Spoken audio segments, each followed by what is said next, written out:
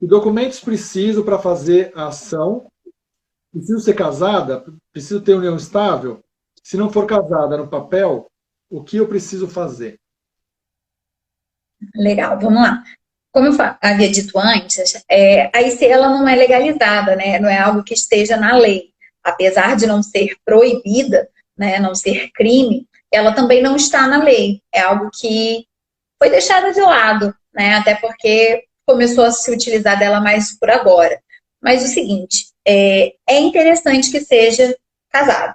Casado tem união estável. Isso é bastante, ajuda muito no processo, tá? Mas se por alguma aventura não forem casadas, até porque o casamento demora, é algo burocrático, eu indico, ou façam a união estável, a escritura pública de união estável no cartório, tá?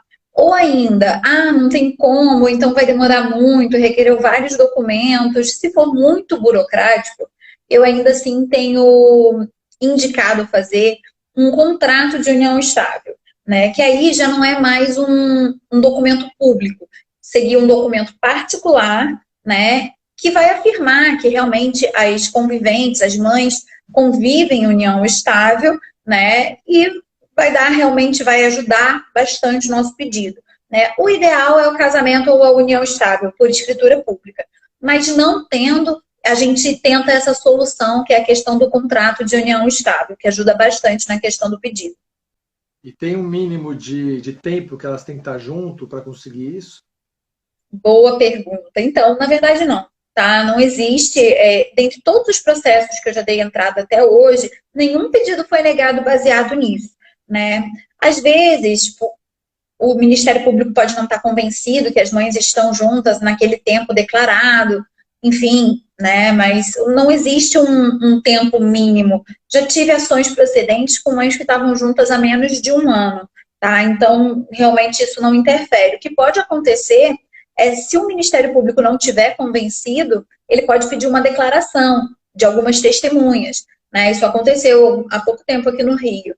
O Ministério Público pede, aí você vai lá, pede para alguma testemunha, que sabe que vocês já vivem juntas há algum tempo, enfim, para comprovar que vocês realmente já vivem juntas, enfim, que já vivem como família naquele período ali de tempo. Mas o tempo mínimo mesmo não existe, não. Quando posso dar entrada na ação? Outra pergunta que é maravilhosa, até para as tentantes, né, já irem se precavendo e se organizando aí nesse tempo. Eu indico, tá, que essa ação ela tenha início entre o terceiro e quarto mês no máximo de gestação, tá? Então, assim, por quê, né, esse tempo? Os 3 primeiros meses, eles são muito instáveis, né, tem muito risco ainda na gravidez. Então, eu espero passar esse tempo, né, e damos entrada após o terceiro mês, para que a gente tenha tempo hábil, né, de fazer todos os trâmites processuais e para que a gente cumpra o nosso objetivo, que é ter uma sentença que autorize o registro da dupla maternidade antes mesmo do bebê nascer, né? Esse é o nosso maior objetivo, que essa decisão saia antes do bebê nascer, para que quando ele venha a nascer, a gente consiga registrar em nome das duas mamães diretamente no cartório. Eu posso entrar com a ação até quanto tempo depois que o bebê nascer?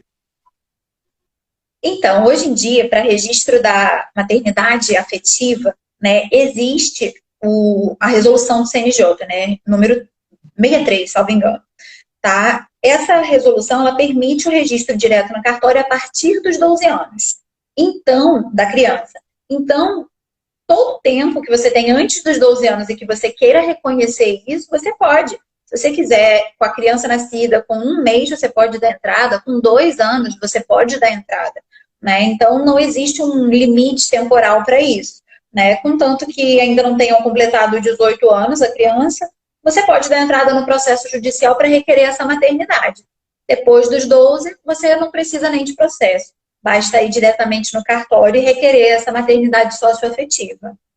Mas essa segunda mãe, vamos supor que o bebê tem 1 ano já, a criança tem 1 ano.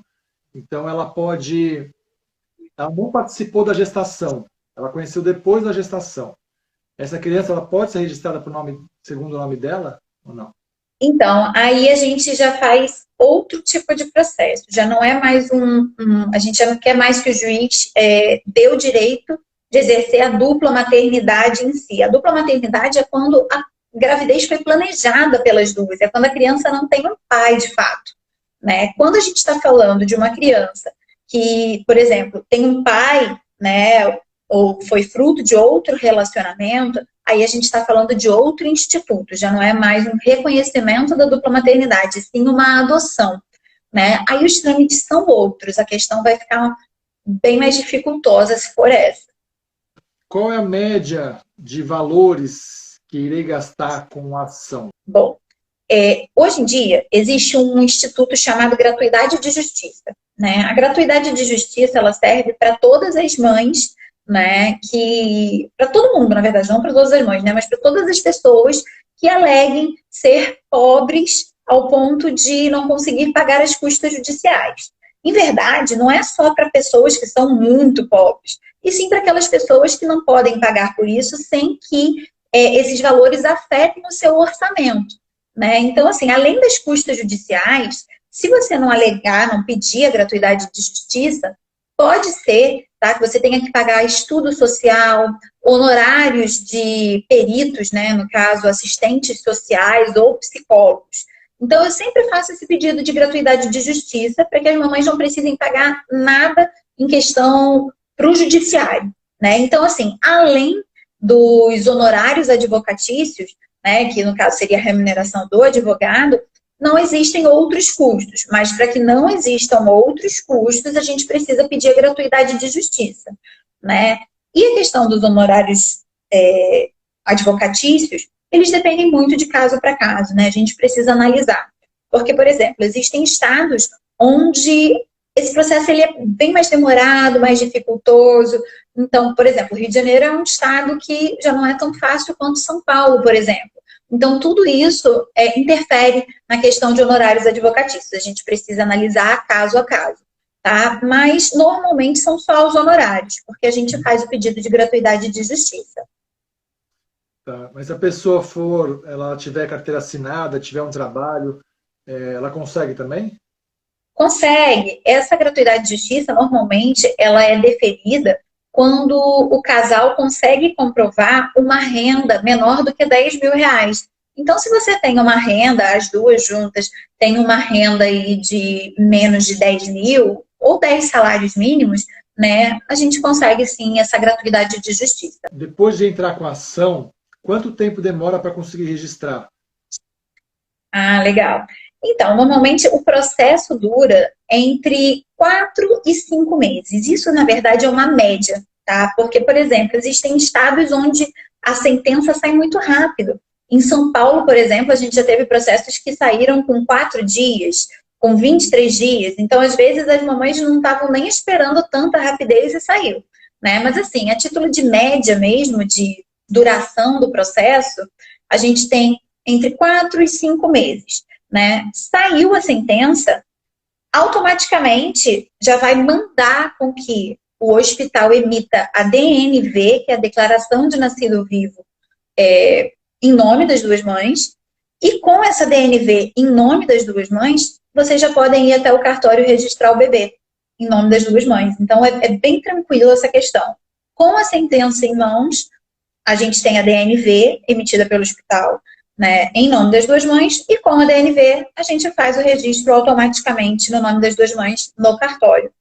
Um pessoal perguntou foi sobre a questão da gente estar no mesmo estado para dar entrada no processo.